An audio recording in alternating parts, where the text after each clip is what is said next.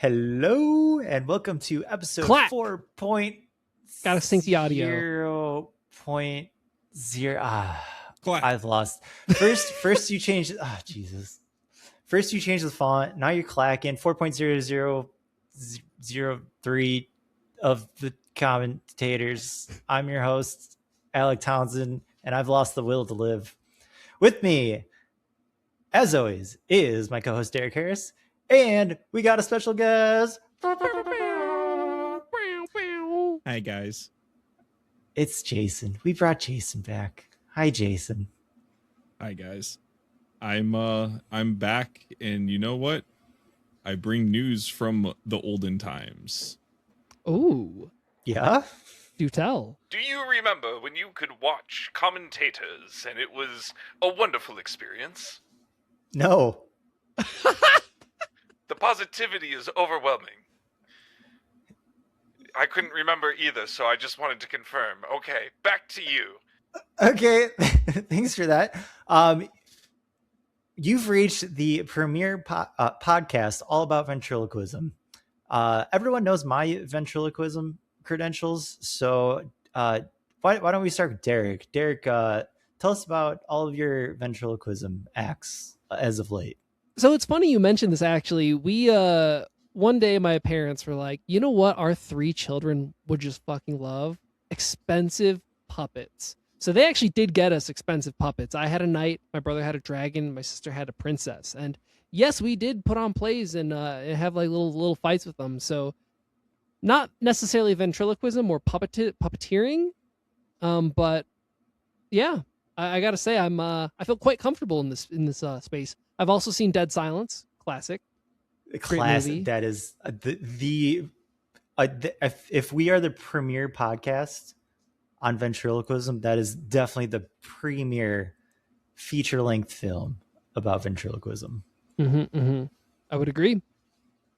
Jason, tell us about your ventriloquist exploits.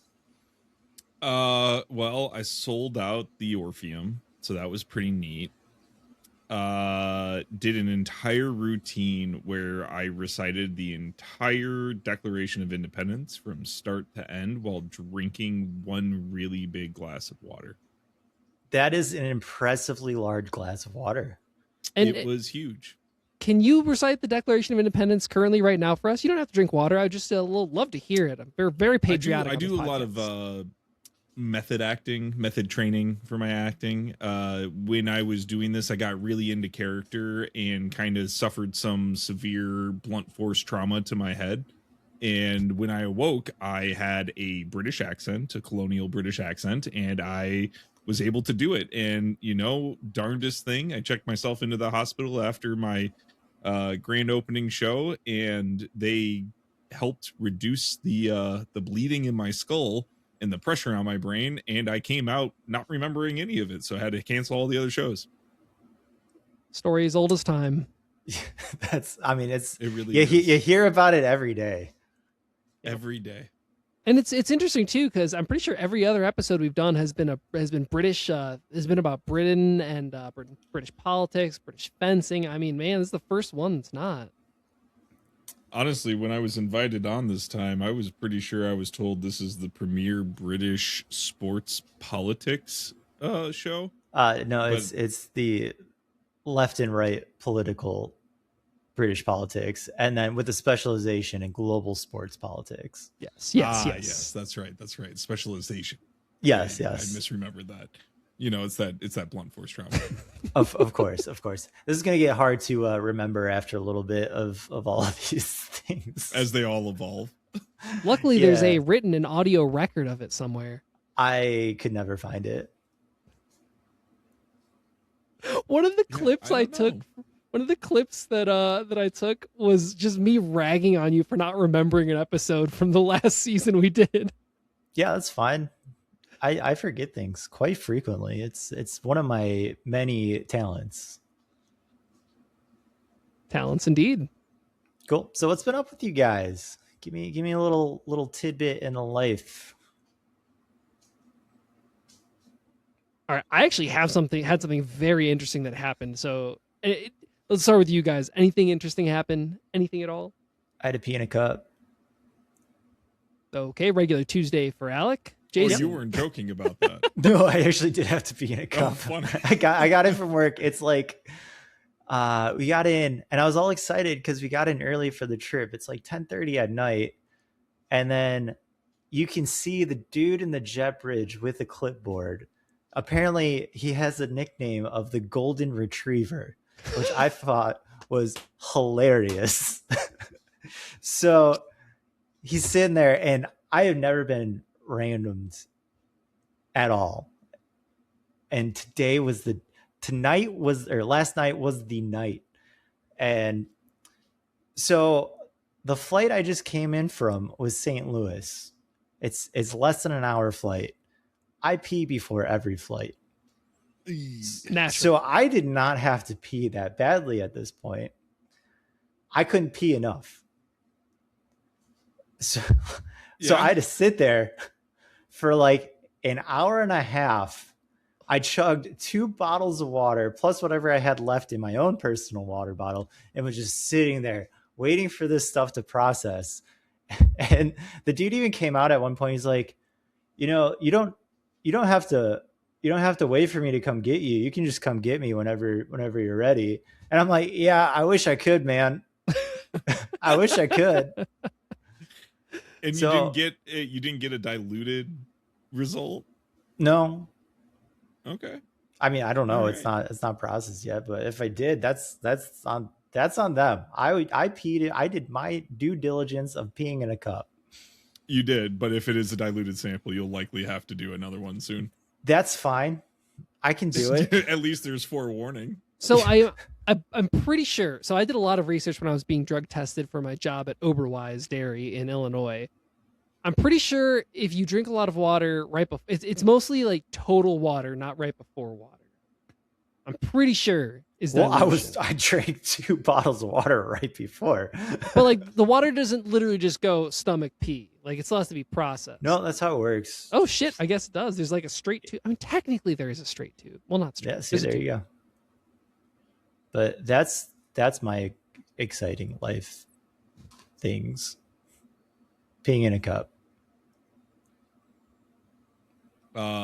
My exciting life thing today is my 8-year anniversary.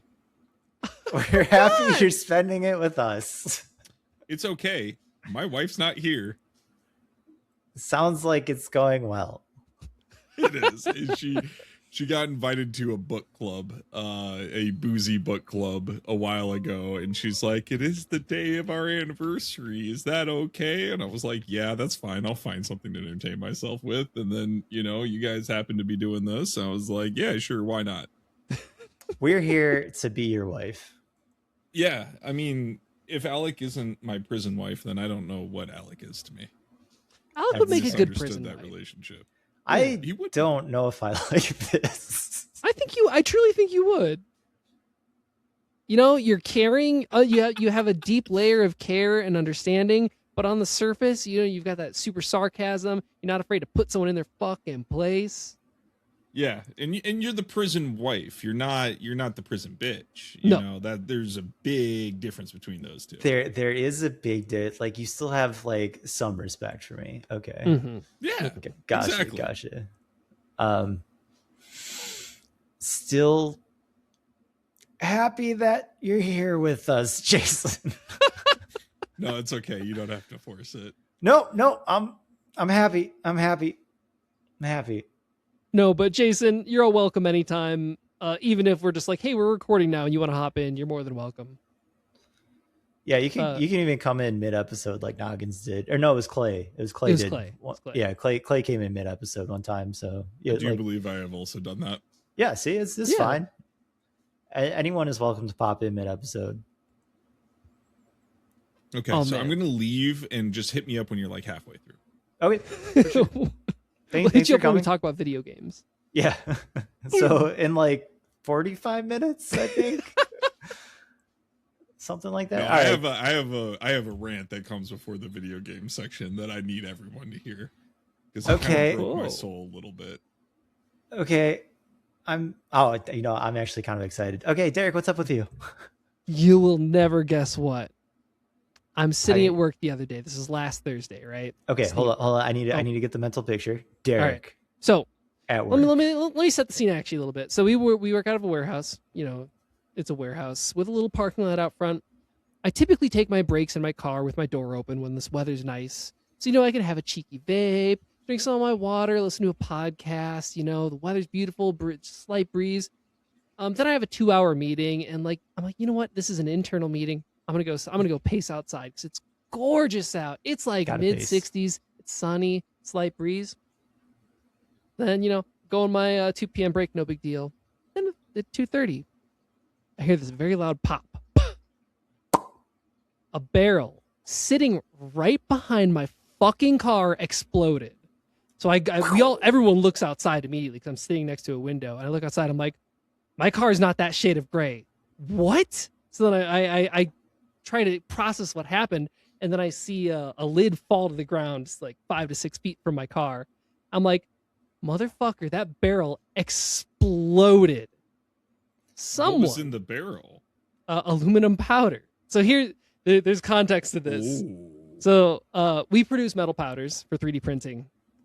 This particular barrel, someone did an experiment on many years ago where they did a thermite reaction on the lid. This burned a very small pinhole on this lid. This barrel was then moved outside. Well, we slapped a quality sticker on it that said, "Hey, this is wrong. Don't use this." Someone put that outside, and then we had a couple days of heavy rain, which dripped some water into this barrel of aluminum, which built up hydrogen gas until this lid popped and blew powder all over Jen's fucking car. Oh, not even your car? No, my car needs a new battery. I was driving Jen's. Wow. Just so I can kind of see if I'm understanding my basic chemistry here correctly. That fucked up the paint on the car, right? There's no way that just water is going to take off aluminum powder that has become aluminum oxide over many years of just sitting there in a barrel that's got a pinhole in it, right? So it didn't actually since there was a pinhole, there was enough pressure release throughout the years that until there was a certain quantity of water, it wouldn't actually build up enough hydrogen gas to pop. Okay. So it just so happened that this. But the thing that really pissed me off, I was shaking mad as I watched their CEO clean off my car. Because I'm not going to fucking do it. Motherfucker, no. And then he did pay for a very, very nice car wash. But even still, man, I was just pissed. I'm like, 30 fucking minutes ago, I was sitting in my car with the door open. Can you imagine if that blew up while I was sitting there? Or what about when I was in my 2-hour meeting, standing, a few feet from that barrel? Would have been a very different story. So I was livid. I mean, you would have been in the emergency room because aluminum powder in the lungs is no joke. Yep. It would have been a much bigger. Luckily, no one was hurt, which I should say. But dude, I was so mad I was shaking, which has happened to me a few times in my life. And then I just went home after that. And then the next day I was like, I'm not coming in. This is fucked. That's exactly what I was going to say. I was like, I hope after he was done scraping your car off, you just went home. Oh, yeah, dude. No rebuttal from anyone. No. To be fair, I could have done that anyways. But still, dude, I was livid, though. It's very, very rare that I get actually mad. Dude, yeah. I love Angry Derek. Nah, man. It's so, I'm sorry, Derek, but it's so funny to me. It's anyone that never really gets mad at anything. The moment you see actual anger in their eyes, if you're close with them, you're sitting there popping popcorn on the side, getting ready to eat. Oh, it's so funny to me.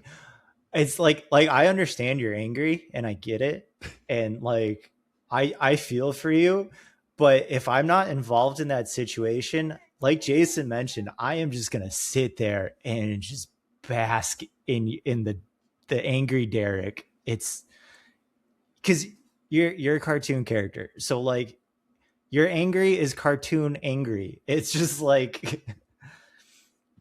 I wasn't people. Gonna say anything, but that's exactly what I'm picturing. I'm sure other people are like, oh shit, this dude's angry. But me, it's just there's steam coming from your ears. Your like face is all red, like in the most threatening way possible. in the most, but like, oh my god, it's amazing to me. Like I could almost see it being something, especially with your mustache, Derek. You're like, You see, if I'm the one who's mad, this is a bad situation. How dare you impose this challenge upon me and my mental wealth? I cannot handle this at this time, and I must seek reprimands. Okay, that was truly not that far off. Like, no joke. I looked at the CEO, I'm like, are you kidding me? This is ridiculous.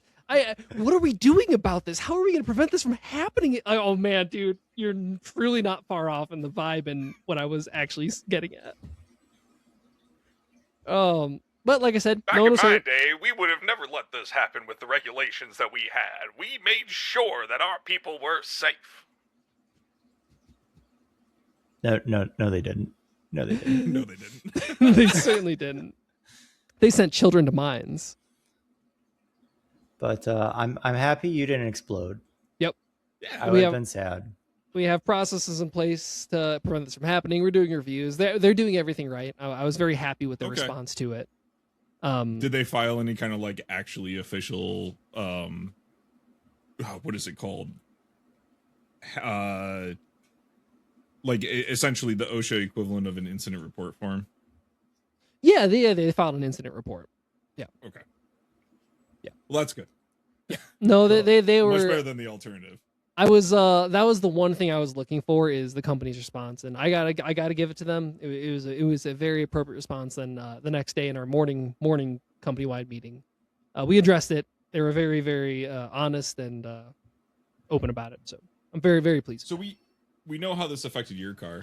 How many other cars got hit? No, it's just mine.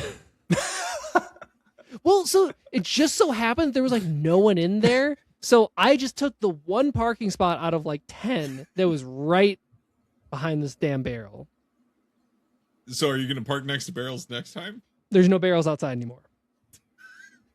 Part of the remedy is, okay, this cannot happen. It was an oversight that there was something in this barrel. Because, you know, there was a number that referenced what was in it, but doesn't say what was in it. Like it was labeled as scrap, but scrap could be anything. So now it's just, okay, barrels are going to be disposed of quicker and they're not going to be sitting outside. All right, moving on. Movie and stuff. Notice how when Jason comes on, we talk about like chemistry and shit, and when I'm on, it's garbage. It's not garbage. This is a garbage podcast. It's garbage. It's all garbage. Did you say when you come on? When I come on my own podcast, yeah. Yeah, it's usually garbage. It's usually garbage. Have you listened? Yes. Oh, speaking of garbage audio, Riverside processing is bunk. Do not use it, Alec. We need to process the audio for the video.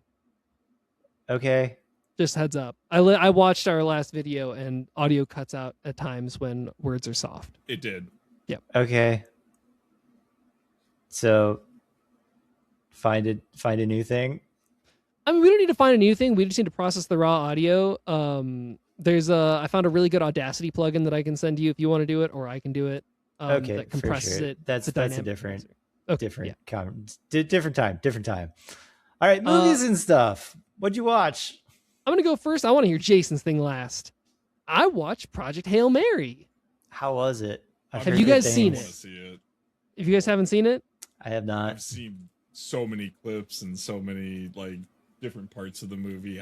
It looks amazing. I can't wait to watch it. Amazing. This is the first movie in a long time that I said 2 hours and 40, bit long, but I enjoyed every moment of it. Awesome.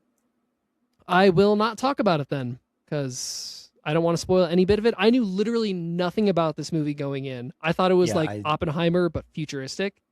It is a wonderful movie, and you will have so much fun watching it. And I will not say more. Is it Jen approved? Who's the director? Fuck if I know. Is it Jen approved?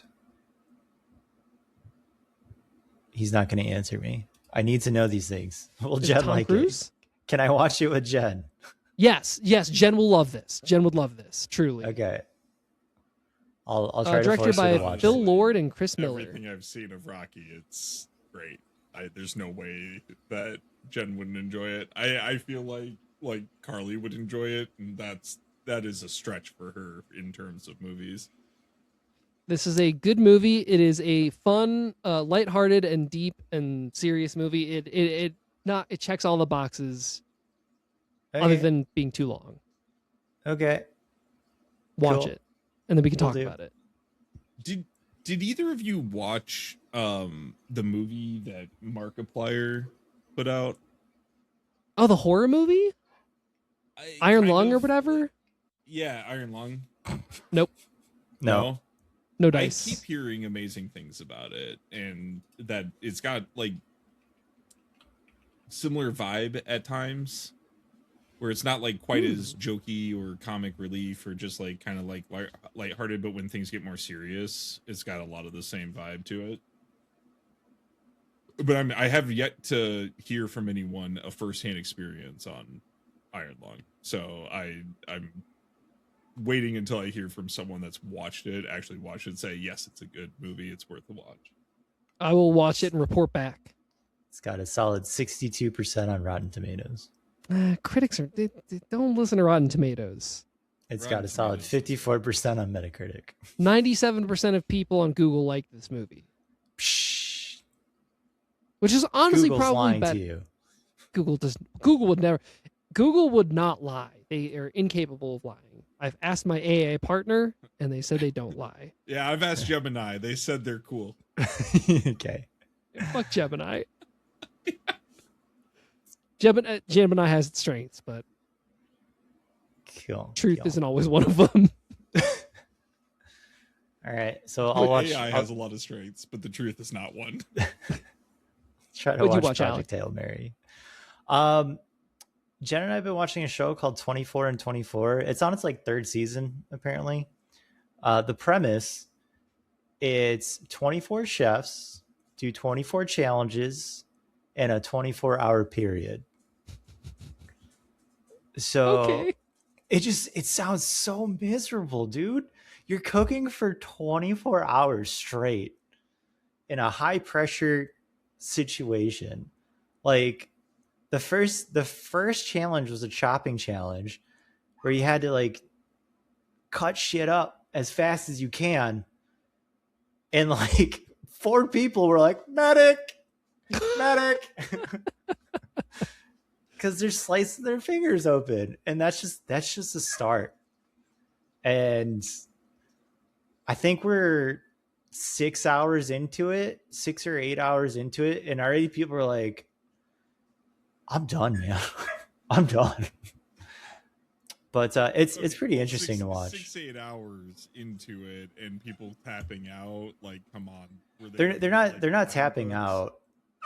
They're not tapping out, but they're like, I'm feeling it already. And you still have two-thirds of the way to go through this if you're sitting in. Yeah, 6-8 Interesting hours premise, is a though. full shift. Yeah.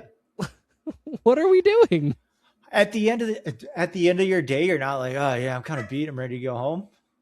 No, I want to stay and do more cooking for another what, 16 hours? Absolutely. Yeah, you should go on 24 and 24 then. Nah, I'm good. Next season. Next season. I also went to a live theater performance of Spamalot, the musical rendition about that. of Monty Python and the Holy Grail. How was it? It was all right. It was Was this in Chicago? it was in Chicago. Okay. I've seen it a long time ago when it first was a thing, and I remember it being a lot better than it was. Maybe because I was a youth at the time. Not that I'm saying it was bad. I just remember like going and watching this when I was a kid, and it was like, that was amazing. It was incredible. Like, cool. This is great. And now it was good, and like everyone's acting was good. The the songs and stuff were good, but like it didn't blow me out of my seat kind of thing. Do you think that was a cast thing or a you thing? I think it's a me thing. It's just like I've seen some stuff now. Probably mostly like Monty Python like 8,000 times at this point. But but Monty, like the actual movie Monty Python is with the same cast every single time, and it is the cast for Monty Python. So yes. like I will say I saw this when like maybe 15 years ago, and I saw it with a good cast, and it was spot on Monty Python experience. It was incredible. I do think that the cast makes or breaks it on this kind of show. I don't think, see, that's the thing though. I don't think the cast like did bad at all. Like they played their parts like great. Like there wasn't, I don't think there was a casting issue or anything. I think I went in with higher expectations than I should have. Like, and that's a me thing. That's fair. And I don't think it necessarily reflects on the actual show or the performance. You're just, I mean, it's like, it's kind of like reliving the nostalgia type of thing where you remember something being like so amazing and then you're expecting that same type of thing, but it doesn't quite hit the same. And I think that's just where it was at. Bummer. But I mean, it was like it was an enjoyable experience nonetheless. Like I don't regret going. I enjoyed watching it. I didn't sit there like, man, when's this going to end? Like I enjoyed the entirety of the show. It just it wasn't on that same level that I remember it. I'm gonna be honest with you, man. That sounds like a casting thing. Not that they did badly or poorly, but Jason's right. The right cast and the right role really does make the difference for live theater. Like truly. And it's not, they could have delivered everything properly. It just, some people have a certain delivery and a certain vibe that just can really push theater to over the edge. Yeah. One of the biggest things about that crew, the Monty Python crew, is that you can tell that off screen, it's not a single one of them that wouldn't drop their family wives to go out and have a drink with the rest of them. It's like they are an incredibly close group of like high school friends that just never grew up, and that's the beauty of it. And if the cast isn't putting out similar vibes, I do think that it would affect the show, even if the casting did very well with it, which I'm sure they did. They did. All right. I need Jason's hot takes.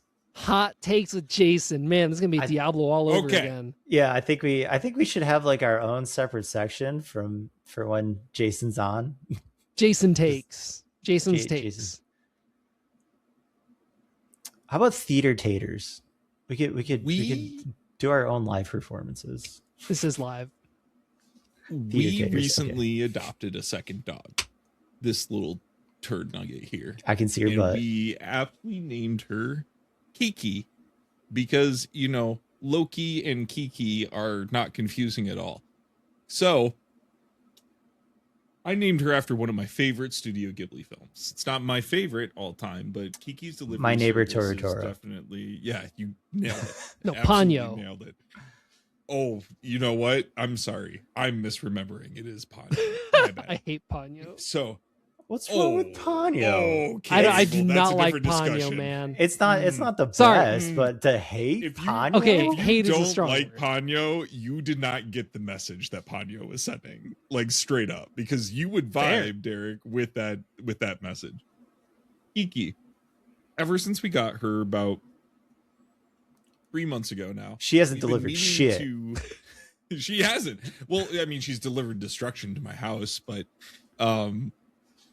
we've been meaning to sit down and watch Kiki's Delivery Service as a way of being like, oh, fun, you know, bring her into the family. We watched Kiki's Delivery Service, and I had to look up one of the voice actors for one of the children in the movie because I knew for a fact that I knew this voice. Upon looking up this voice actor, I went down a rabbit hole and I found out that there are six Studio Ghibli movies that are like my core Studio Ghibli movies that received edits from Disney when they brought it over to the United States that drastically changes the tone, certain characters, introduces new scores of music to the movies. I did not know this, and I kind of had my heart broken.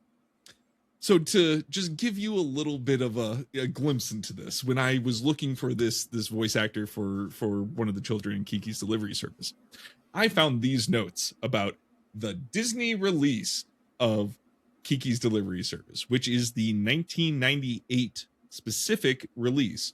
If you go onto HBO Max or anywhere where this is available for streaming, you are likely watching this specific version. If you watch it in English, which Studio Ghibli movies are some of the only anime that I have actually watched entirely in English, mostly because the voice acting was unbelievable for all of them. Mm-hmm. They really tried to fill those roles with really good actors. So this kind of broke my heart a little bit. I'm just going to read some of these notes from the dubbingfandom.com. The depiction of the cat Gigi significantly changed in the Disney version. In the Japanese version, Gigi is voiced by Rei Sakuma. And while in the English version, Gigi is voiced by Phil Hartman, which was actually his last major voice acting role before he passed away. Not fun fact, but interesting fact about that character. In Japanese culture, cats are usually depicted with feminine voices, whereas in American culture, their voices are more gender specific. They made Gigi's character a wisecracking character in the movie for the Disney release. If you watch the original Japanese one, the cat is more of a sympathetic best friend to Kiki that goes through the coming of age story with Kiki. Not only that, but they changed the endings of the movies from the original Studio Ghibli movies. And they made it at the end of the movie for Kiki's Delivery Service. Spoilers. There's a scene where, I don't care, this movie came out Spoilers. in 99.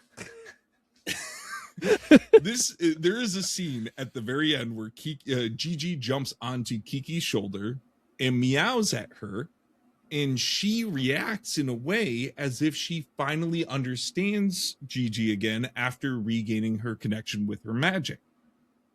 That doesn't happen in the Japanese movie. Are you kidding me? Never is able to communicate with Kiki again, and that is established. So they changed it, but not only that, more minor changes in Disney's dub to appeal to the different teenage habits of the day included Kiki drinking hot chocolate instead of coffee and referring to cute boys instead of the disco. There's just all these little things that change these characters like immensely. So I start going down this rabbit hole and I find out that there are 6 total movies that Disney brought over to the United States via a contract with Studio Ghibli.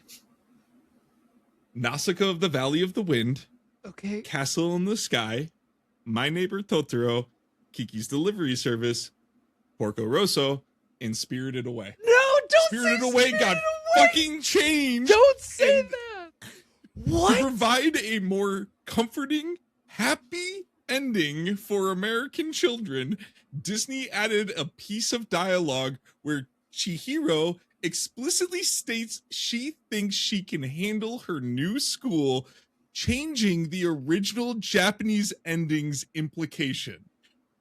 for Spirited Away, the #1 theatrical release for Studio Ghibli movies in America, changed the tone of the ending. So I dive deeper. I'm like, okay. Well, I mean, clearly it works, right? Right? I mean, kind of, but at the end of the day, they stopped doing this. So I start diving into this and I go, why did they stop? Why was it only these 6? Why did it end with Spirited Away? Which, just to provide context, Spirited Away was released in 2001. The rest of these movies on this list, the newest movie was my birth year, 1992, Porco Rosso. What a year. Everything else released before we were even born, and Disney was making these changes to it. So, Studio Ghibli, Hayazaki Miyamoto, decided eventually to send a very, very clear message about this. There was a company that was going to bring over, what was it? Princess Mononoke, which is my favorite Studio Ghibli movie of all time. Miramax is the name of that company.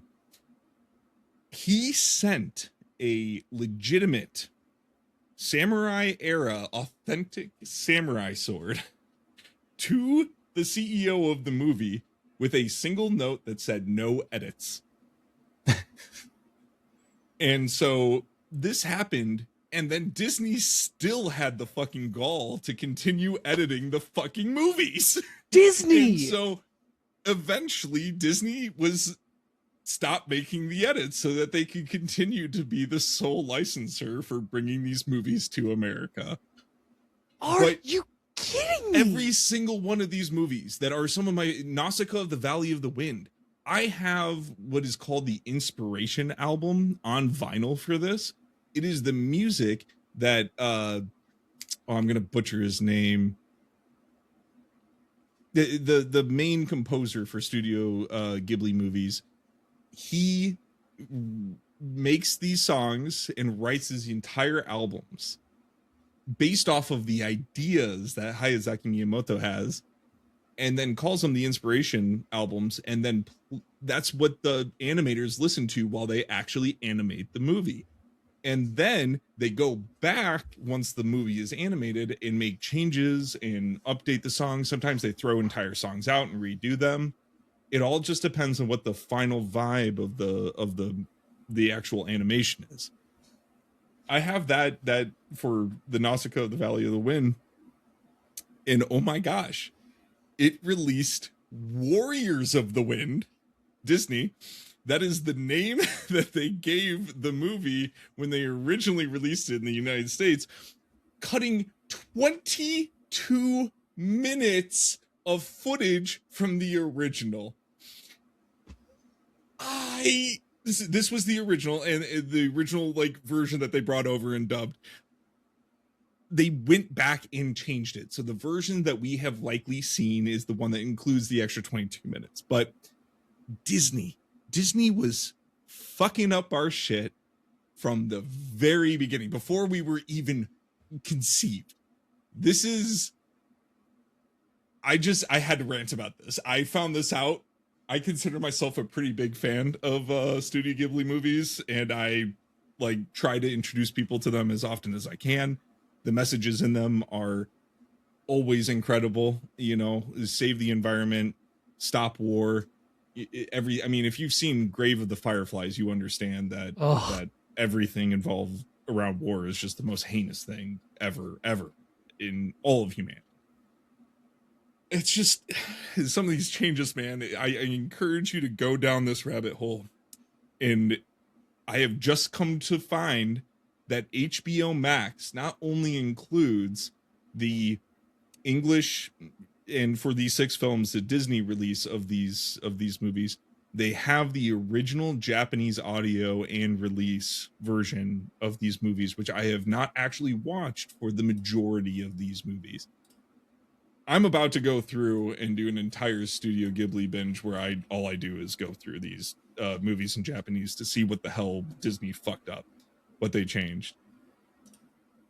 22 minutes from Nausicaa of the Valley of the Wind.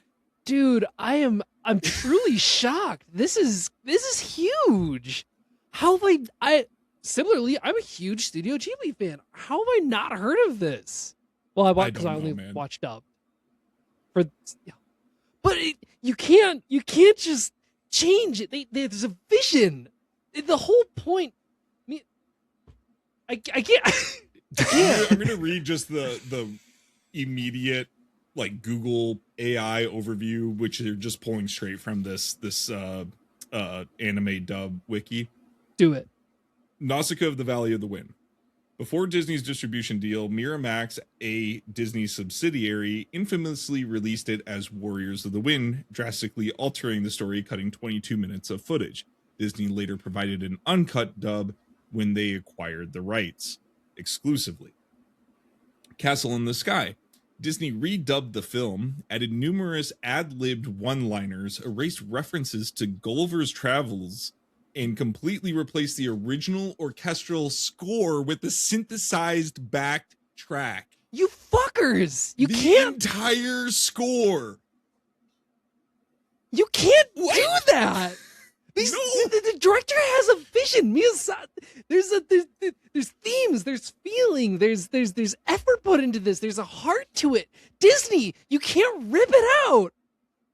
I'm sorry if I'm peeking, by the way. I'm actually pretty worked up. Truly. No, this is insane. This right? is angry Derek. It's here. Okay, well, can't here's fuck where with it gets movies really like bad. that, though.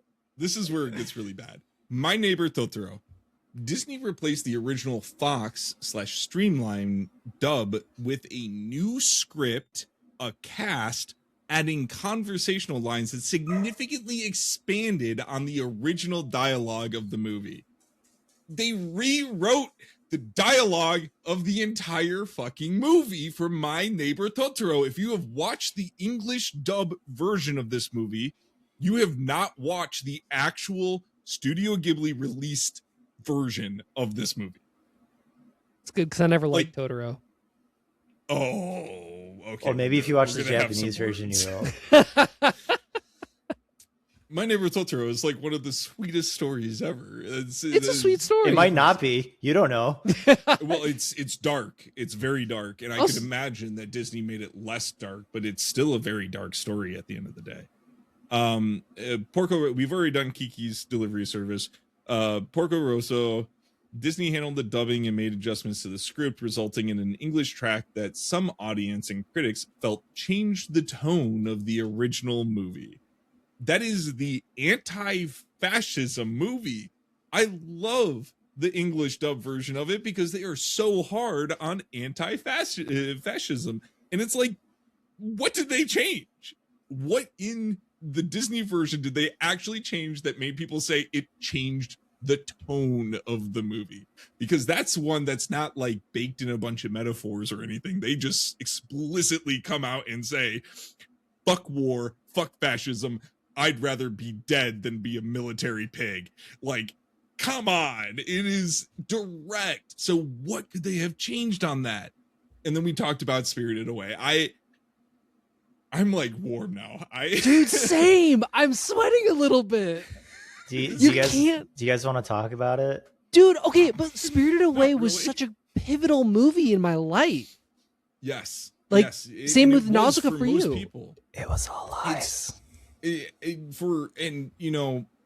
For me in particular, I saw Princess Mononoke before Spirited Away was released. That was like my exposure to Studio Ghibli prior to Spirited Away.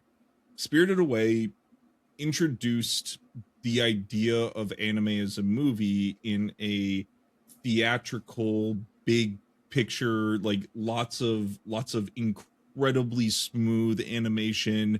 The detail and everything that went into that movie is just massively insane. It showed an entire generation of people what Studio Ghibli was doing with their movies, and anyone that movie touched has become a lifelong Studio Ghibli fan.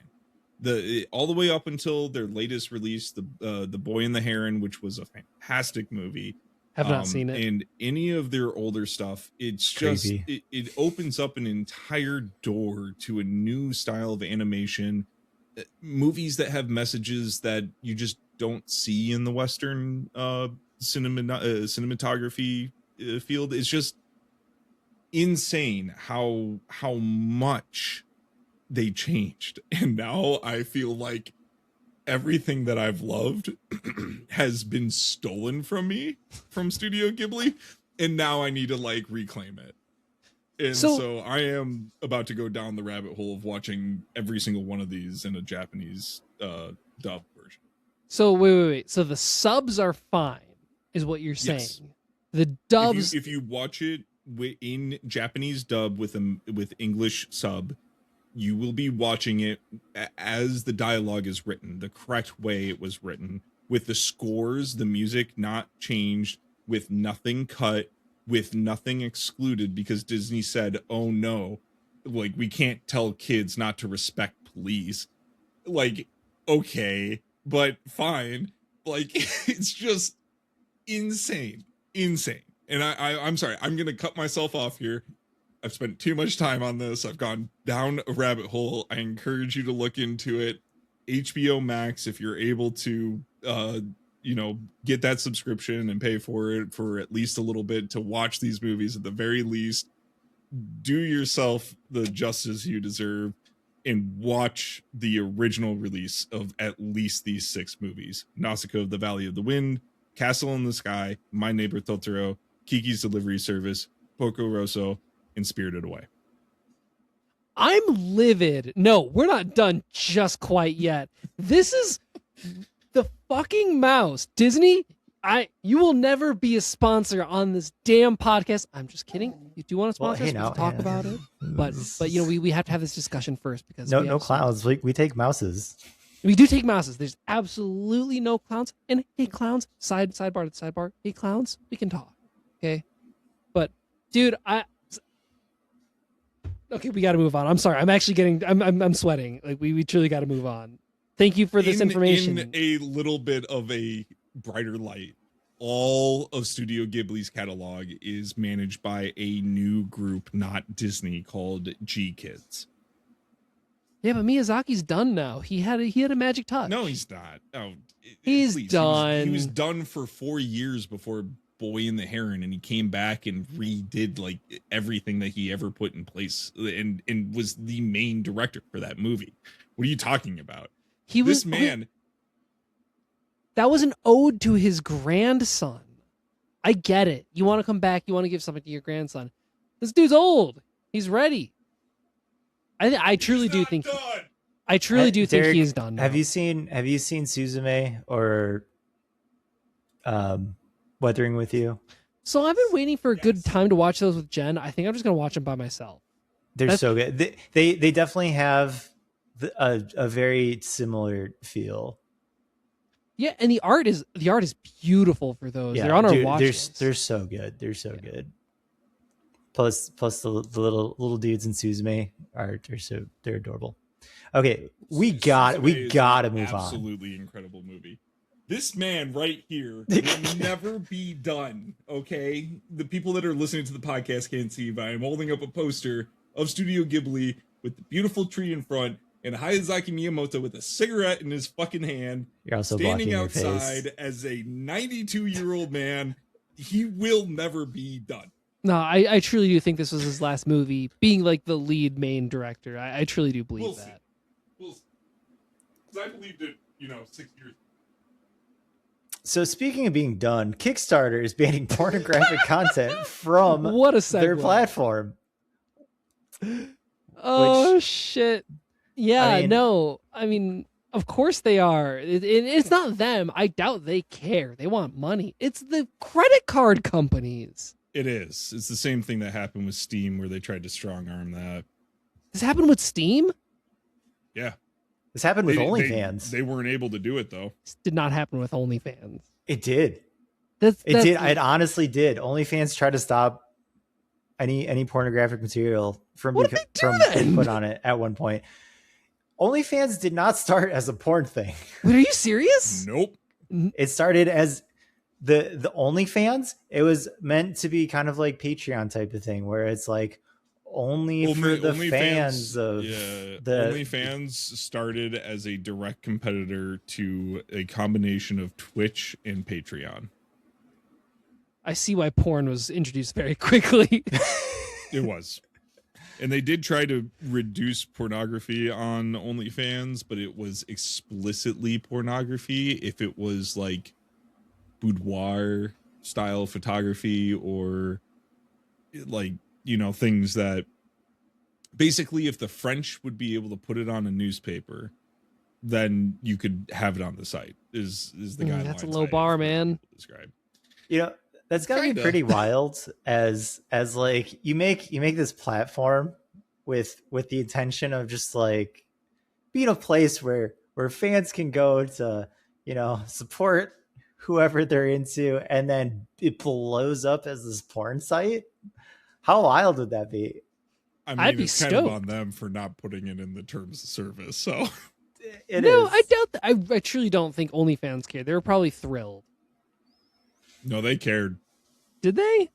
Yeah, they were like on the news. The CEO was talking about it. It was like an actual thing. They really tried. And then when they realized how much money was leaving, which I think at the time it was something like 70 to 80% of their total revenue came from those places.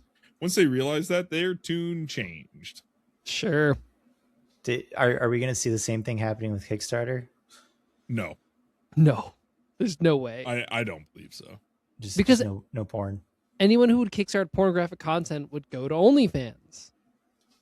No. There's better platforms for pornographic. So Kickstarter is purely for the games now. Well, It's where you can get your wholesome games kickstarted. Do you guys know much about the history of Kickstarter, like the original history of Kickstarter? I remember the old days, but no, not the history of it. So back in the day, the only thing that was required to actually put a project up on Kickstarter was a single image and a description. And that image could be as basic as what we call in the product development and product design world a bar top napkin sketch. One of those really thin square napkins that the bartender throws underneath your drink with a sketch on it. And that is actually where Kickstarter got its start. And over, I want to say it was like 5 years or so, they started to see a lot of success come through that rather than other crowdfunding platforms because of how open-ended it was. Once they were established and enough people were using them for pretty much all kickstarting content, anything that involves open source crowdsourcing funds, they put into place that they jumped from bar top napkin sketch to functional prototype.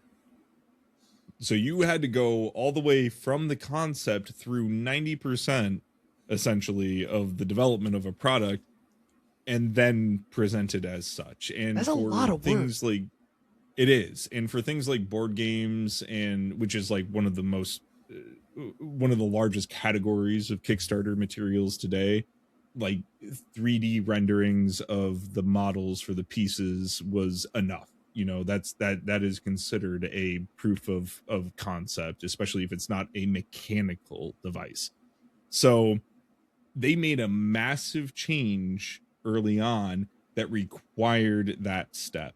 Now, companies like CMON, Cool Mini or Not, which is one of the largest producers of like higher end board games, they use Kickstarter literally as a way to release games. This is a massive global company that releases games worldwide, and they use Kickstarter to release new games. And you can't have porn anymore. And you can't have porn anymore. It's one of those things where it's like they cleaned up a lot. They made it into this, and because you had to be at the prototype stage, it put a lot of people into the position where they actually had to have enough development done.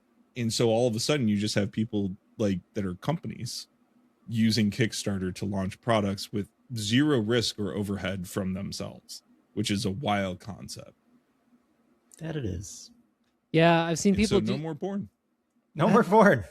Well, hold on. So if I do 90% of the porn beforehand, like maybe we don't go all the way, but we do like, you know, we go to third base, let's say. Is that enough? Okay, I'll give you an example. There is an artist that I follow that does fantastic art, and they have an alternate Tasteful account nudes. where they do not safe for work art. That account decided just recently, like in the last 3 or 4 months, to release a set of full tarot cards that are all on the not safe for work side of things. Does that constitute as pornography? I think, you know, that's a worthwhile debate. If it's explicitly sexual in nature, probably, but if it's like the boudoir or, you know, tasteful nudes or pin-up style stuff, you know, it kind of falls into that gray area of art is art. Yep. I don't know. I think this is a hard line in the sand to draw, but Kickstarter has gotten to the point where they definitely have enough weight behind them on the people that use it consistently to launch products that they probably don't have to rely on what is most likely a smaller subset of their income for it. Truly. I don't know. If there's girl nipples, it's porn. Everyone knows that. Actually, girl nipples are actually they're allowed to be out in the open in I think 48 states or something crazy. Well, there's still 2 states that don't allow it. It's porn. Google, how many states can girl nipples be out in the public? No, don't answer that. Hey, you asked. You asked, Google answers. No, you're right. Okay. All right. That's enough on Kickstarter. I'm always reminded of that one senator who many moons ago said, "I cannot define pornography, but I know it when I see it." Because I think that is such a true statement. Because it's not penetration full stop. It's like girl you nipples. cannot draw a line in it because it's different things to different people. But I Girl definitely nipples. know porn when I see it. just girl nipples. Hey, so let's talk Destiny 2 because it's basically all anyone cares about this week apparently, because as an avid Destiny player from launch until end. Hi, Jen. Jen, You're gonna Jen, what are your thoughts on podcast. Destiny? Yeah, what are your thoughts on Destiny? She couldn't tell you. Hey, you do need to get her explicit permission to be in this episode, or we need to blur her out. Do you have the waiver ready? She signed the waiver when she thought she was signing a marriage certificate. It was a waiver for the commentators to be used at any time for any reason. Alex's biggest secret is that he never went down to the courthouse and actually filed the marriage Hey, certificate. I have proof I was from there. my co-host that marriage certificate was turned in. I read it. That marriage certificate. He signed it. I signed it. Wait, that means I can be on the podcast too without my permission. Yeah, you can also be on the podcast without your permission. Oh, but Damn Derek, there was an extra clause for you if you didn't read it. It said your likeness can be used in whatever thing that Alec actually wants to use it in. So, you know, deep fakes. Yeah, AI, this whole podcast is actually just a deep fake of me talking to AI Derek Harris. Actually, we established in the last episode, sorry, you probably don't remember, Alec, that all of us, you actually just do our voices via a transcript. Yeah. That was, I do remember that. So this is all my headset's Alex dying, speaking. so hold on. It's how he's such a good ventriloquist. Yes, it all comes full circle. See, it's my credentials, as we all knew about. Hold on. Oh my god. I mean, you guys can talk, but like I'm not gonna be able to hear it. So don't yell at me for not remembering this. Oh, do you want to talk about Destiny, Jason? Be able to remember this. I mean, You know, I think Destiny, credit where credit is due. Destiny 1 and 2 were genre defining and technology driven transitions from where Bungie started in Halo. And I got to give them a lot of respect, especially considering I put many, many hundreds of hours into Destiny 1, that they knew what they were doing and they knew the recipe. And they definitely, I think, fell into some of the traps that the gaming industry overall fell into. But no game is forever. And I have a personal take that us as gamers need to stop expecting companies to turn every single game into a live service game. I'm kind of sick of it. I'm kind of sick of not being able to just buy a game and then play it the way that it was intended to be played, and then that's the end of the game. It's one of those things where I have sold off Nintendo like completely because of the whole Switch 2 deal and all the pricing around that and all the garbage that they've been The doing Switch for 2 is games. fine. Don't write it off for some dumb shit. All right. We can have another episode. No, we're not going down that hole. We're Destiny. What? Focus, No. Focus. Listen, dude, I'm going to be honest. People in my sphere actively dislike games as a service in the way they've taken over the industry. I don't think people want that. I think this is corporations getting greedy about it. I'll fight that a little bit. I think that there are games that merit it. And I think Destiny 2 is a good example of a game that merited it. You know, they continued to improve, and not every improvement was an actual improvement, but they learned from their mistakes and they did things to try to change things and make it fresh and feel better for players. And I get it. I mean, as someone who's put, I think over 400 hours into Sea of Thieves, over 600 hours into No Man's Sky, like, there are certain games that just, when they scratch an itch, they scratch an itch. And if the company wants to keep putting out content, I'm not going to be mad about it. It's not bad for the industry to have those kinds of games, but for every game to go down that route is not okay. I don't think that's the expectation, though. I mean, the expectation shouldn't be that it's a live service game. However, like Peak is a great example for this. Aggro Crab created a game that was actually just from a game jam session, which is something where they get together and they quickly come up, develop, and conceptualize and start to code an actual game. And they'll go through different stages, and they're doing it with a bunch of other developers or individuals who want to learn how to code a game. Their intention was not to produce Peak as a live service game. And they said that. And it's been over a year now, and they still are coming out with updates. The industry is being pushed this direction because people find the thing that they really love, and then they expect more new, more extra, more additional from every single game that they pick up.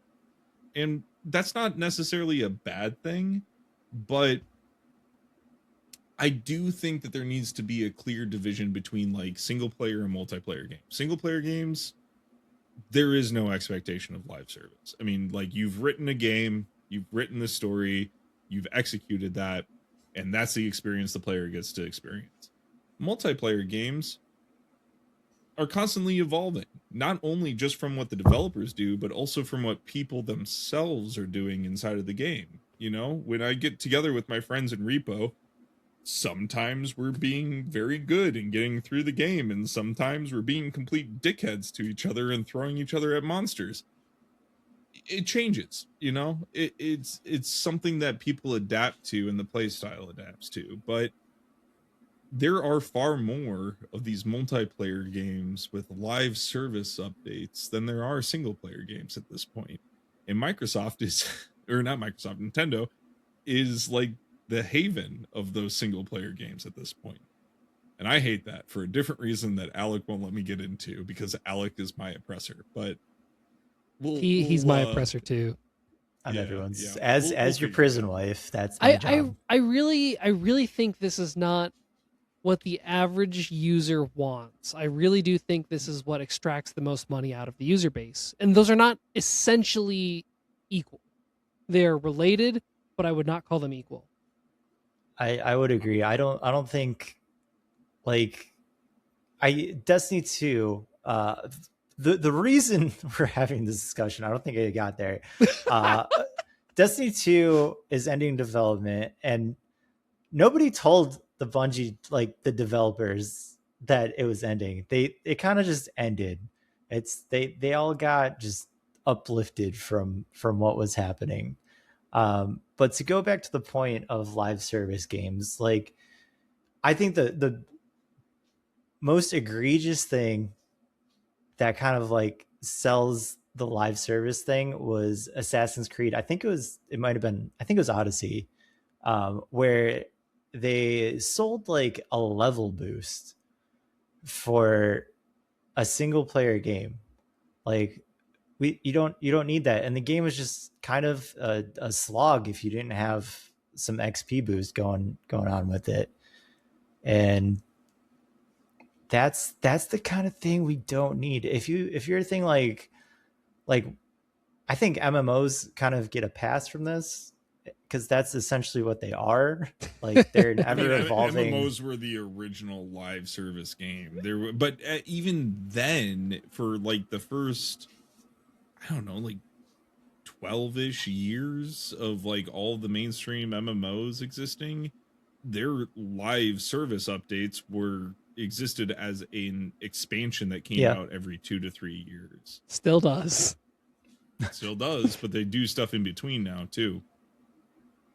They did stuff in between previously. It wasn't as much. But I mean, even those like WoW is definitely suffering from that kind of like they're pumping out content, but like honestly, it's content that nobody really cares about. So it's quantity versus quality, and there's a fine line, and at the end of the day, no one's going to be happy. So you don't win. Can I give a counterpoint example to this? Go for it, please. You have 2 minutes. You've got 30 seconds. 15 seconds. No Man's Sky. 10 seconds. No Man's Sky and Sean Murphy, who leads up the both the development and the social media for it, unfucking believable team. I cannot wait for their next game, their next title coming out, Light No Fire. Look into it, follow it, look for updates for it. It's going to be insane.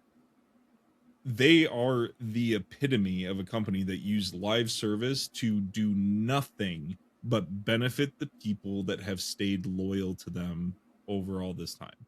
I didn't spend a single cent on No Man's Sky. It came as part of my Game Pass subscription back when it was dirt cheap to do Game Pass. I put hundreds of hours into that game, and every single update they do is free. Every single one. You don't have to pay for an expansion. There was never anything you had to pay for additionally. There wasn't really even a Game Pass involved in anything, or a Battle Pass, or whatever it is that people want to use to siphon as much money as they can out of their consumer base.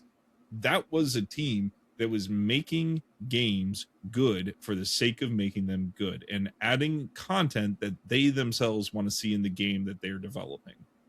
At the end of the day, every single person that bought a single copy of No Man's Sky has had access to like 8 years of updates and development from that team. Oh yeah. And they're still doing it. Light No Fire was supposed to come out this year. It's probably not going to come out this year at this point. They're still updating No Man's Sky. Every 2 to 3 months, there's a new big update. Like one of the last big ones, they added Pokemon to it. You can capture creatures and fight them in battles. Sounds like slavery. Added an entire they added an entire genre of game. We won't call it that because PETA will come after it, but whatever. at the end of the day, they're doing this for free.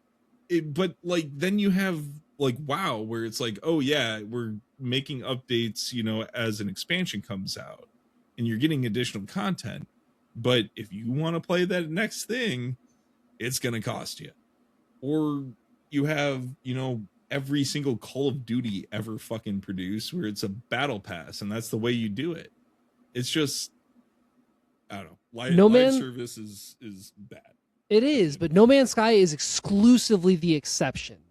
Like I wouldn't say exclusively. Almost exclusively, dude. Name like another. Sea of Thieves is another one that has also done this for. Okay, you got two. Stardew Valley. Stardew Valley. Stardew Valley. One. We got three. Hold on, let me pull up my Steam library because I do have quite. All right, we don't need it. We don't need to go through all. But okay, in the world of gaming, like it is truly the exceptions that do that. It is, and it's a tragedy. It is. Got to make money. Rest in peace. Got to get the cheddar. Pour one out for the homies. We'll talk about layoffs in the next episode. As it's the weekly layoffs. One more fun thing I wanted to mention. Riot bricking hardware. You guys hear about that?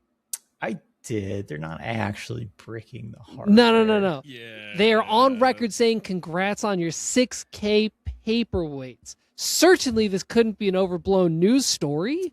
No, definitely not. Definitely not. Why would the internet blow anything up just to make a headline? I don't understand. No, I did see this at first and was like, damn.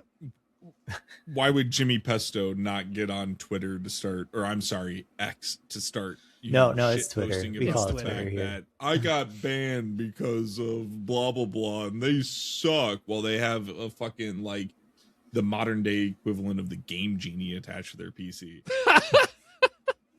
Like, okay. So, I looked at this a while ago. Well, it was something with Vanguard was blocking.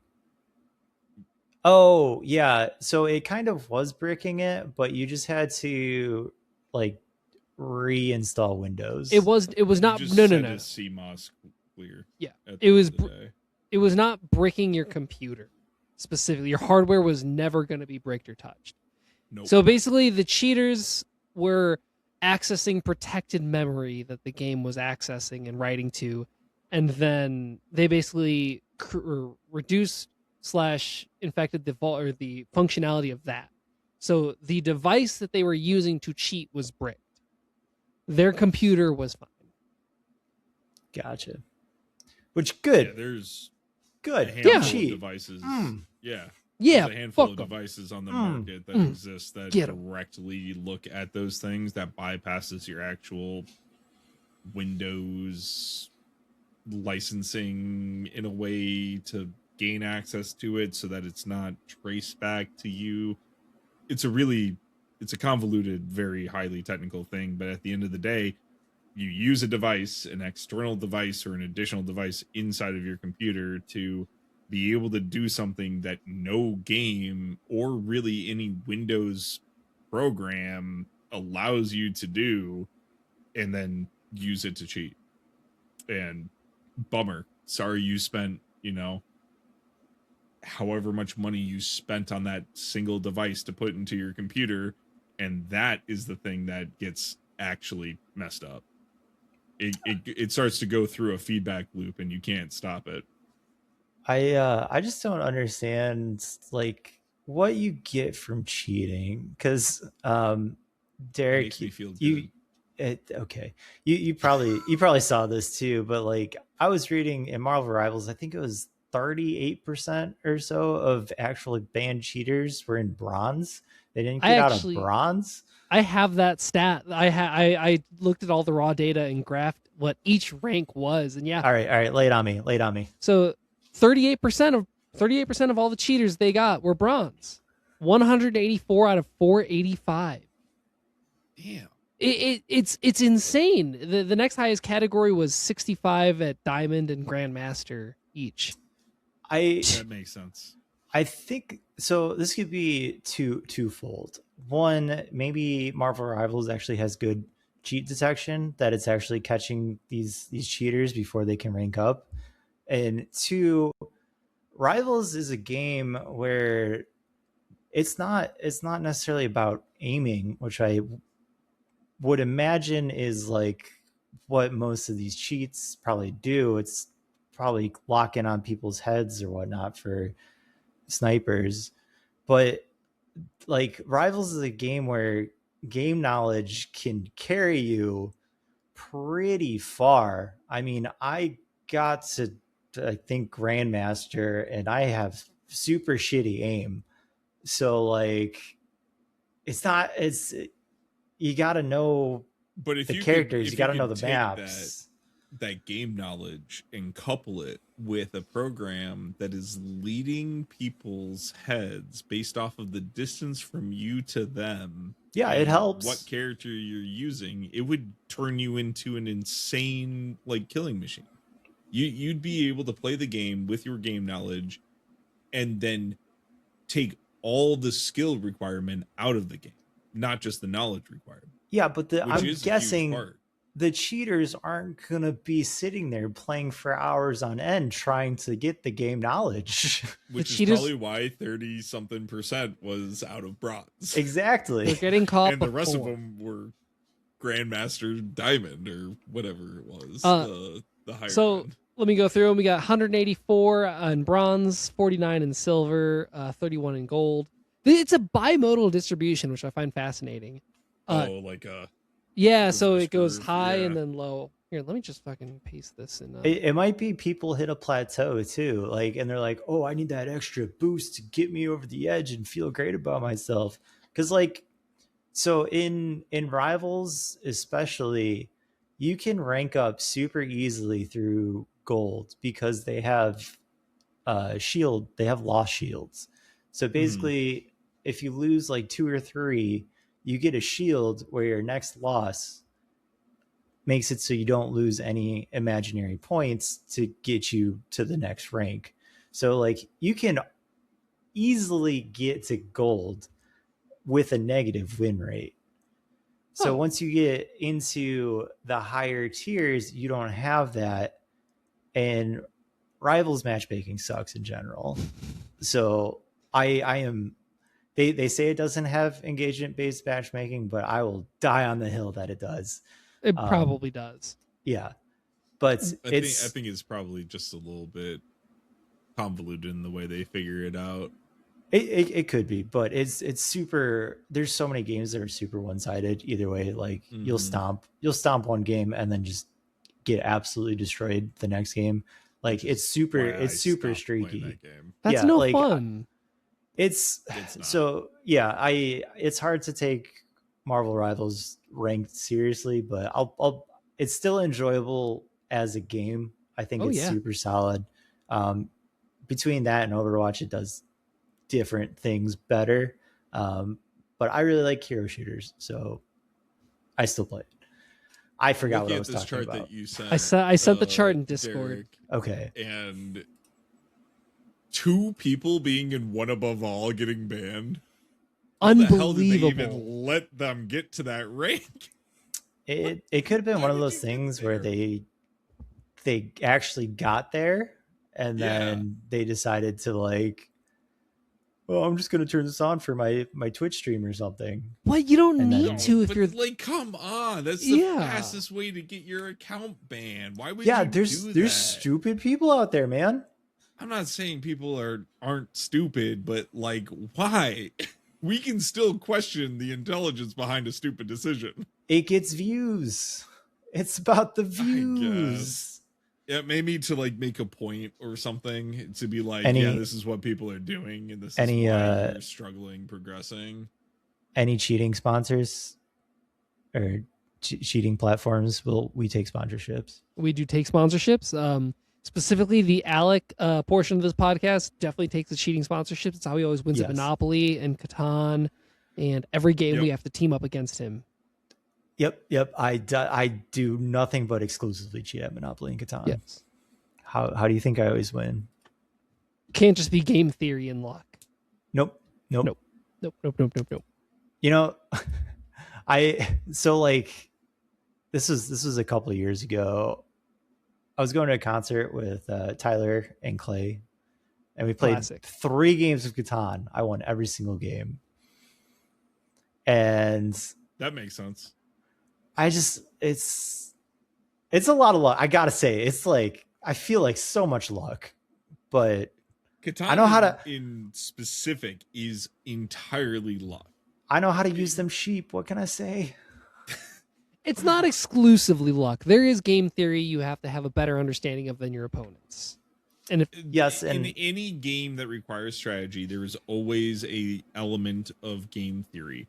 The fact that your starting locations is determined by a random roll at the beginning of the game in the order that you place it down, and then every single turn is dictated by random dice rolls. Catan is actually on the higher end of randomness versus game strategy in terms of actually being good at the game. Like, take Ryan, for example. He is a good friend of mine. His dice rolling abilities suck ass. It is the worst I have ever seen. Lady Luck has decided to look at him and said, you get just a golden turd. That's what you get for this. wow, and you've seen me play Dungeons and Dragons too. That's crazy. Right? No, I would genuinely say that Ryan's dice rolling is worse than yours. wow, Like that's crazy. Like, not even a question. This man can still win in Catan frequently because he plays against people that don't understand the strategy. But when he sits down at a table of people that do, he has a real hard time getting across that finish line. It is such a luck driven game at the end of the day, especially when there are people willing to make dumb trades and really bad like deals. Like, it's I just live not off of dumb trades and bad deals. that makes sense. That makes sense. Cool. Anything else anyone wants to talk about on those lists? Overwatch fans are still not happy about Overwatch. I didn't even know that game still existed. Is that news? Yes, it does. I kind of popped back into it because I was pretty over Marvel Rivals matchmaking. Wait, I'm sorry. Just after you said that it's fine. After it's yeah, I mean, it's the matchmaking is garbage. Okay, like if you take away the matchmaking from Marvel Rivals, it's a good, like, it's an enjoyable game. I'm not saying it's the greatest game ever. There's stuff they could improve upon, but Mechanics are it's there. enjoyable. If there's stuff in Marvel Rivals that feels good, and I really enjoy Marvel, so playing as Marvel characters, it's a cool thing for me, but it's not a perfect game. Overwatch was it was the first hero shooter I really got into, and it's 10 years old at this point. So I've been popping in and out of it, especially going from Rivals to Overwatch. It's a considerably different experience. And it's both worse and better at some things than Marvel Rivals. I think Overwatch, since it's had more time to cook in the oven, it's a lot more polished at showing and advertising which characters are which and what they do and what abilities they're casting and using. In Rivals, it can be all over the place, and you really kind of have to read the map and accept the chaos in Marvel Rivals. And Overwatch has a lot better matchmaking going on. You don't die from random shit as much. I think Overwatch as a competitive game is a better experience than Marvel Rivals. But that's not what this is about. Overwatch, as I mentioned, 10 years this year, and they had they're having a 10-year anniversary event in which they announced to kick it off, everyone's getting 4 legendary skins. Yay! But fans are like, that ain't shit. We need more. 10 years, this is all we get. I kind of get that. I mean, even just in the time that I played Overwatch, which I played a lot of Overwatch in the early few years, or I guess actually the first like 4 to 5 years, I had legendary skins for just about every character. Like it was not hard to actually get them if you put in the time and the effort to actually, like, you know, grind out the games and everything. It's not. But like, I mean, what are you doing for your event? I mean, I don't think the event content really matters at the end of the day. Well, tell that to Overwatch fans, man. I think it does. Rewards matter, dude. They rewards matter, but not the content of the actual thing that you're doing. Like, I remember multiple Halloween events that were kind of meh, but the skins were incredible, so I played through them to get the skins. Oh yeah, that was it. Like, there were multiple times where the events in any of these games, Marvel Rivals, Overwatch, like, they were kind of meh, but they were fine at the end of the day if it meant me getting something cool out of it. Yeah, and you can totally skip it and just play Overwatch or just play Marvel Rivals. It's that easy. You can. You're right. You can, but then you don't get the cool limited edition. No, you can. Item. You can, though. Yes, you can. No, you can't. At least when I played these, you couldn't do that. You could not play normal matchmaking and stuff and get the stuff that was specific for a seasonal or holiday or yes, you could special release.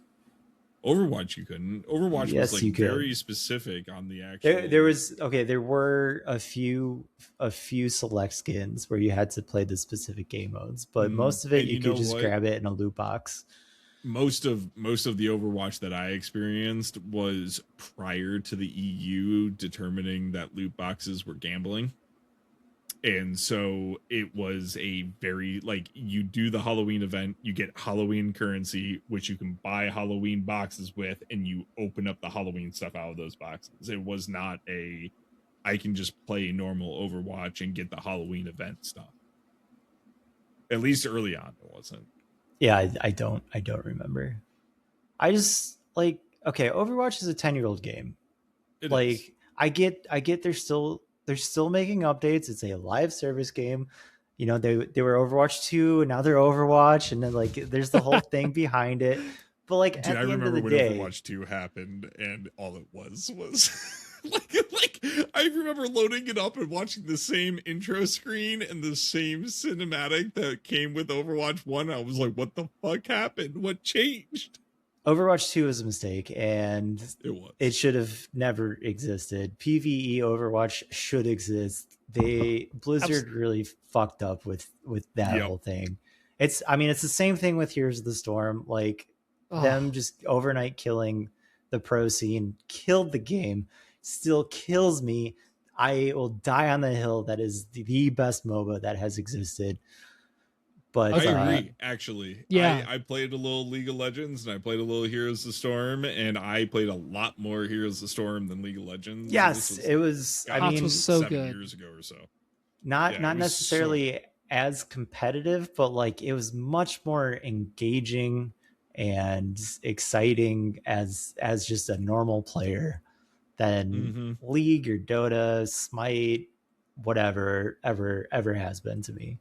But it's dead now, so RIP. Real quick, Alec, if you had to choose between, you got two buttons in front of you. One says Overwatch, one says Rivals. What do you pick? I mean, at this point, Rivals. Probably Rivals. If honestly, like if you took Marvel Rivals, put the actual balance and matchmaking thought in from Overwatch into Rivals, I think it could be a lot better.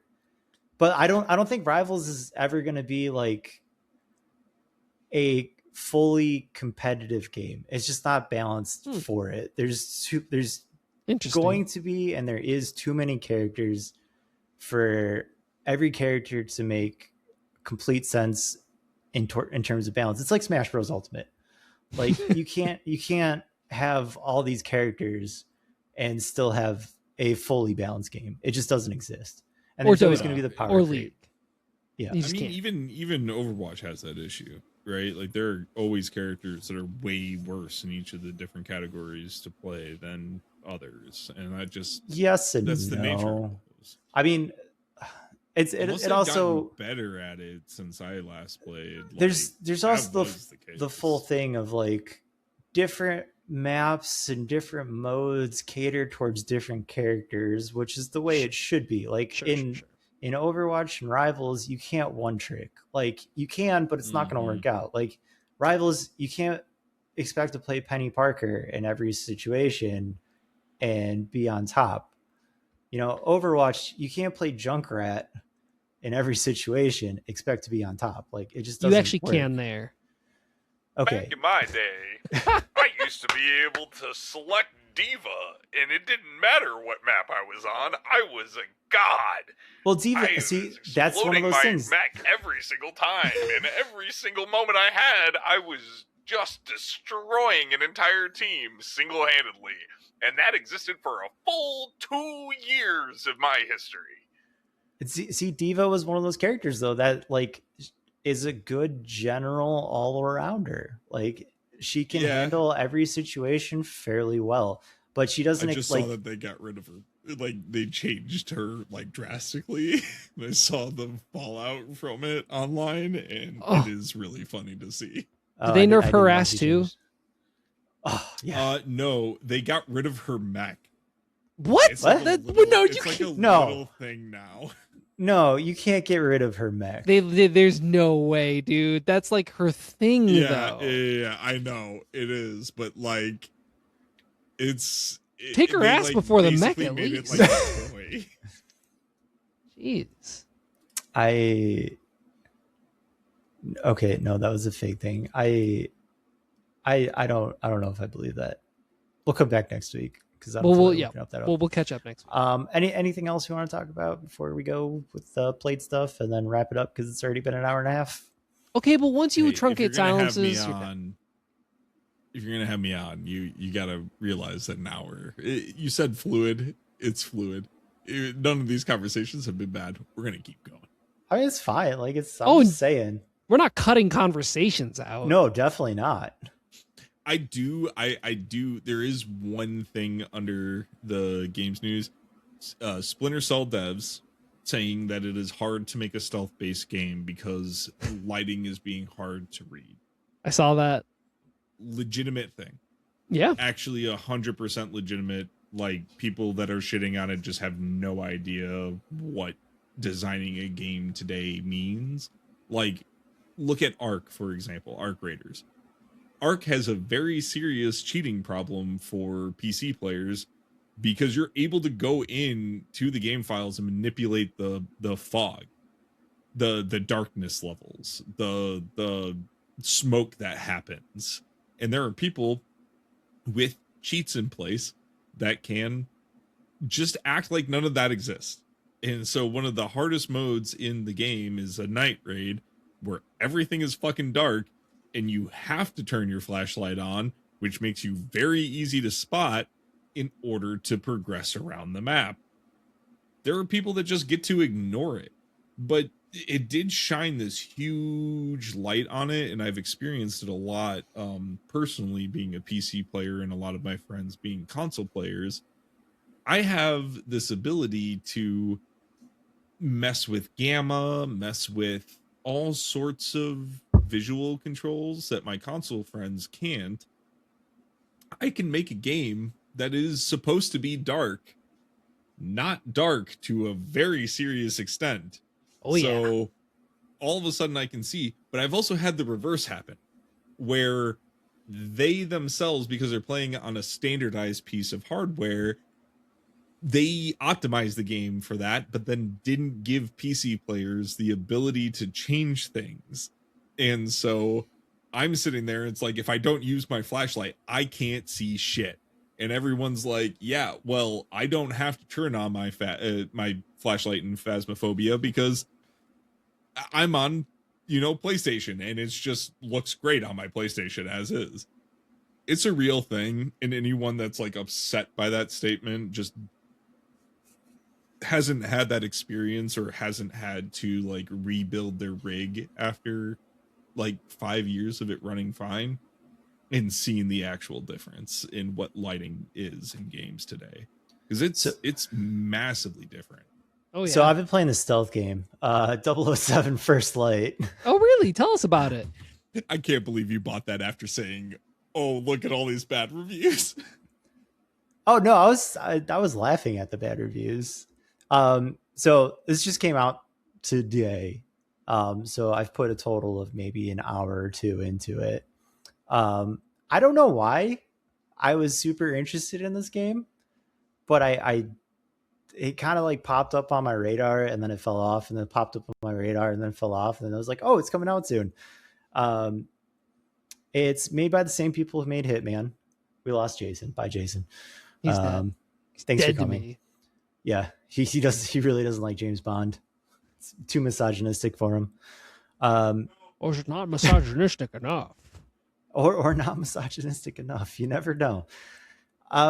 So far, initial impressions are a super enjoyable game. It's really kind of, yeah, it's been fairly linear so far, but I was going through basically the tutorial. What I've done so far is, here's how James Bond got into being a spy, and then here's spy training, and I just graduated spy training. So it's basically been 2 hours of tutorial, but from what I've played so far, gunplay feels great. You lost me at 2 hours of tutorial. It's like, it's interactive tutorial. It's a movie kind of like. Okay, all tutorials are inherently somewhat interactive. Yeah. No, I mean, you were correct though. I don't like James Bond. It's fine. I didn't actually mind like any of. Normally, I don't really like sitting there like watching cutscenes or listening to dialogue or all that stuff, but it was all pretty good and fairly engaging. It did like some kind of. It was like almost a playable montage while you're going through a lot of these, scenarios, and you were kind of getting a feel for how fights work, how things move, how gunplay is, all that kind of stuff. I think it's going to start to open up, and I think it's going to be a lot like Hitman was, where there's a bunch of different avenues to get to the same end result. Because even when you were going through the first couple areas, you could see different paths that you could take. And for the most part, I was just stealthing through all of it fairly well. There was one of them where I just completely botched it, and I was still able to get through it with just, fighting people and gunplay. There was one time I got caught. I was completely overran, and like I died almost instantly because there were so many people. Like, I feel like it's a good mix of what it's trying to do. Like, I think what it's trying to do is doing it very well so far. And hopefully, like, as it progresses, like, that continues to feel good. And I imagine it probably will, once again, because there's all these different routes to take, all these different gadgets you can use, and different ways you could fight people or get around people. Like, you could be in the same area and not do like the same thing over and over again. And I'm pretty sure there's also a way to go back and replay the missions, probably with some sort of like challenge or something involved in it. I just haven't got there yet. Nice. So, did you ever play any of the early Splinter Cell games?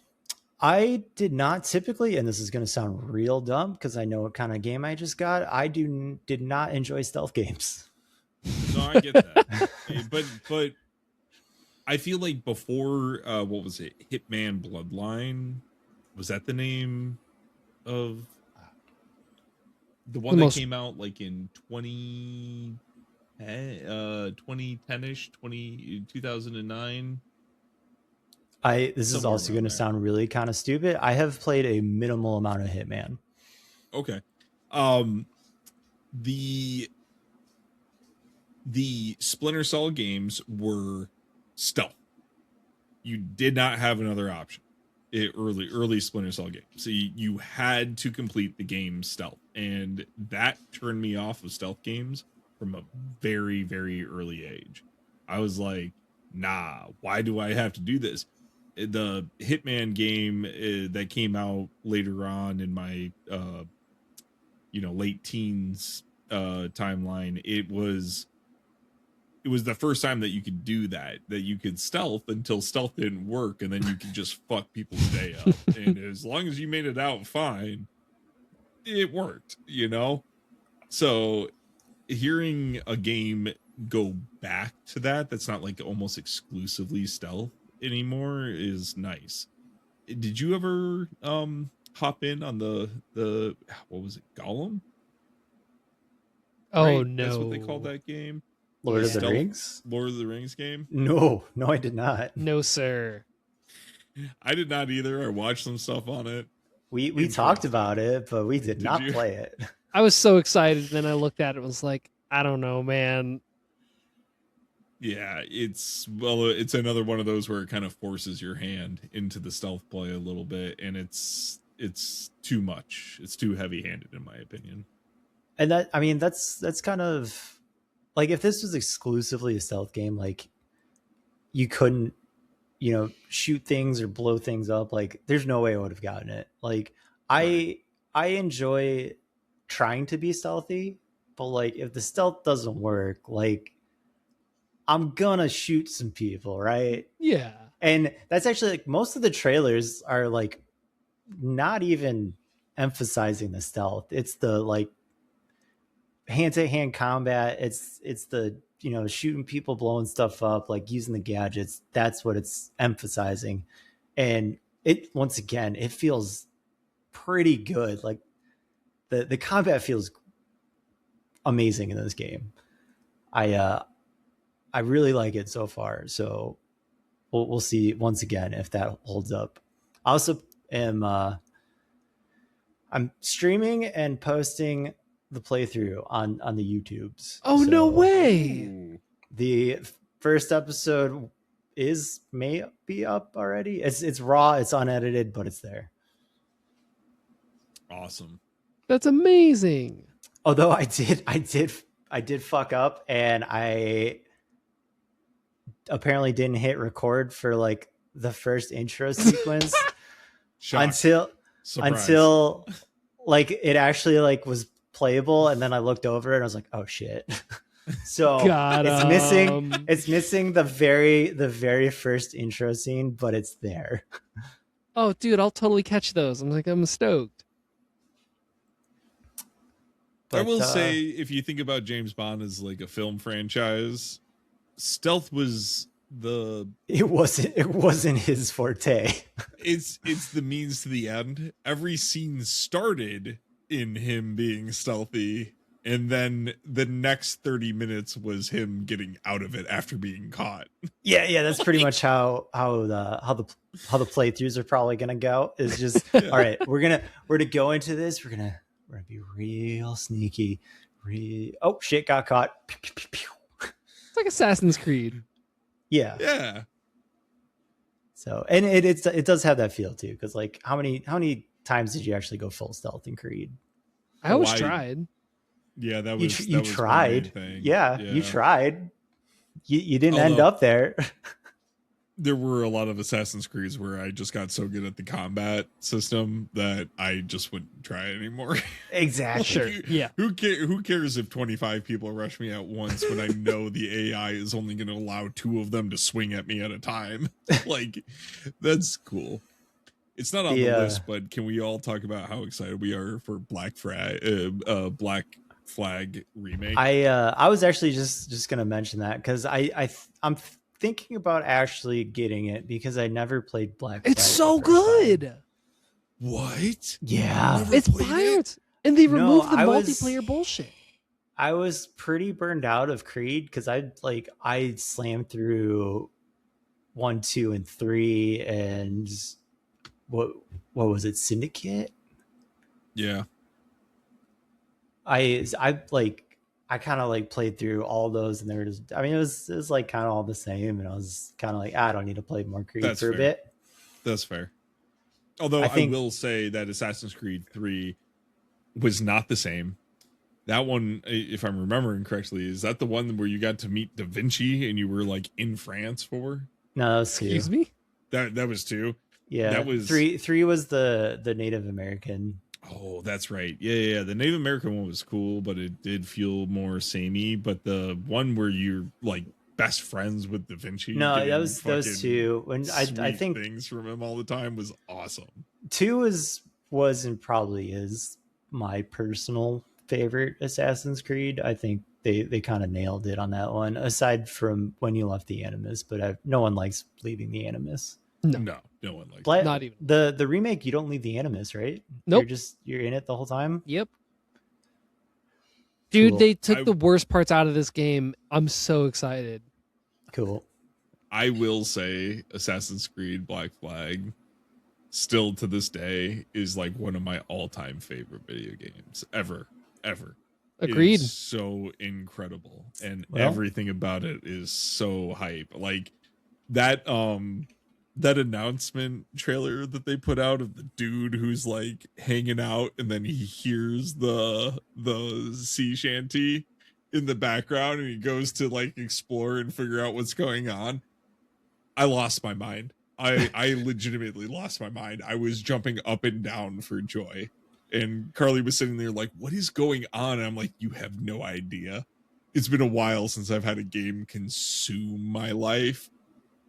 I'm about to get this game and consume my life with it again because it was one of the first games that I ever fully 100%ed. And I will be doing that again. Well, July 9th, you can do it all again. It's coming up. Man, it just I'm feels so good to play. excited. Like the sailing feels good, the missions felt good, everything just felt so good about it. Oh man, it was my Leave And it's her, gonna feel better. Johnny, leave her. I had 100% a I lot of can't- Zelda games beforehand, but it was my first non-Zelda game I've 100%ed. Wow.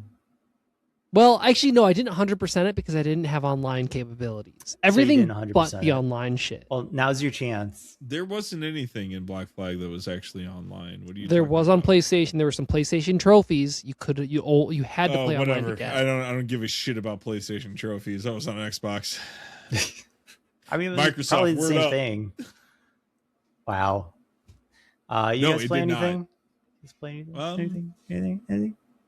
A lot of Slay the Spire 2. A lot of Far Far West, which has been very fun. Nice. It's been enjoyable. Although there's another game that's kind of like Far Far West that I feel like you didn't like, and I was gonna make fun of you for it. Oh, Vermintide. Didn't you say you don't like Vermintide?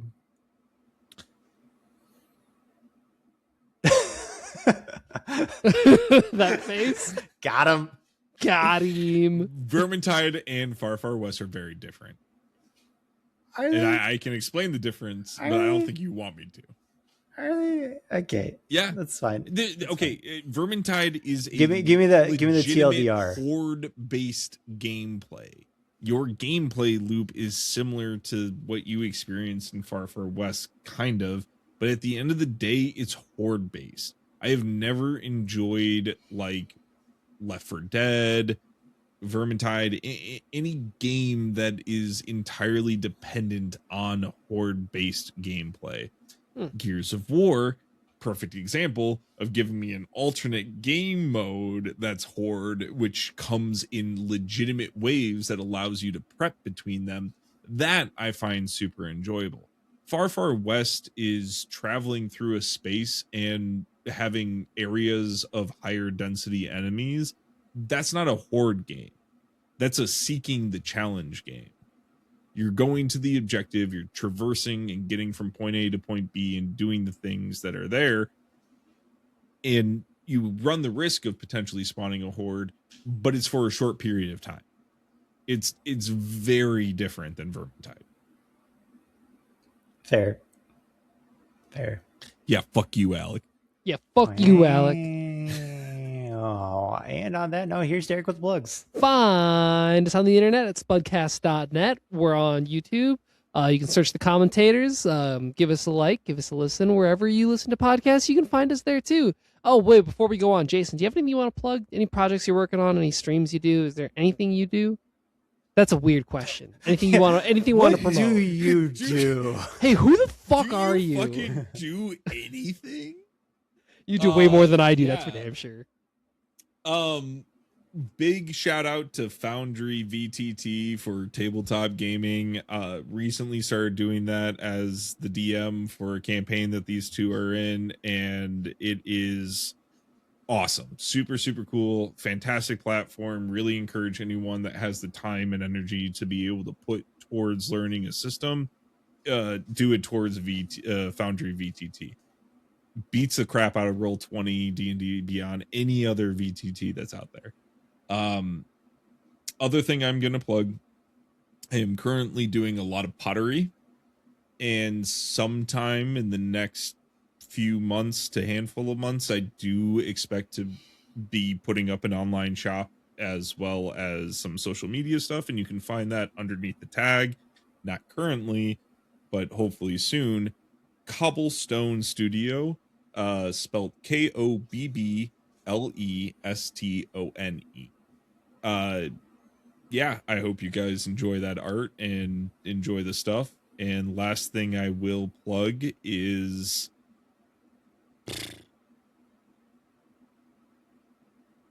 what I had it. I just had it like a minute ago. The power of friendship. Well, the power of friendship, but fuck Disney. That's what it was. Thank you. Fuck Disney. Screw them. Watch the original Japanese release of the early Studio Ghibli movies if you are a fan, and reclaim what they tried to get to us from Japan, that Disney said, fuck you, you're gonna learn today that cops are fine, war is cool if everyone's on the right side, and we're okay with people just being happier at the end of movies, even if the message is intended to be substantial. Yeah, fuck the mouse unless you're here for sponsorship, in which case let's talk. Let's have a conversation. Nah, fuck that. They don't want to talk to you. Fuck Hey, the mouse. Hey, he's just a guest. he's just a guest. He's not a co-host yet. Disney, talk to us. Maybe we can I'm so far in the pockets of these two. Please just understand that fuck the mouse. We are not taking your money. You can shove it. Everything you do is trash. Yeah, you can shove that money right into our pockets. We can talk. Yeah, you can. Yeah, right there. I'll even wear a chest protector. You know what? I have a official Disney Mickey Mouse hat. You can put the money. You can shove the money right there, right in his hat. You know what? Right Just in to the be hat. safe. It'll be safe there. Jason can't get to it. Disney, I have recordings of Alex saying horrific, heinous things against Disney and their subsidiaries. You don't want to work with this man. I do don't know, too, Marvel's- and we'll still take your money happily. Yeah, no question. Marvel's a subsidiary of Disney, and I've shilled out enough for them. Mhm. I will continue to do so, sir. But yeah, give our podcast a like, a review. It really helps us out. Email us, ctspudcast@gmail.com. If your podcatcher of choice doesn't have our podcast, I don't know how you're listening to this, but let us know. We'll add it. It's super easy. There's an RSS feed. It's on our website. All right, that's all I got. Spudcast.net. Kiss Derek on the cheek. Bye. Fuck the mouse. We love the mouse. We'll talk about the mouse. We'll Bye. talk about the mouse. Bye.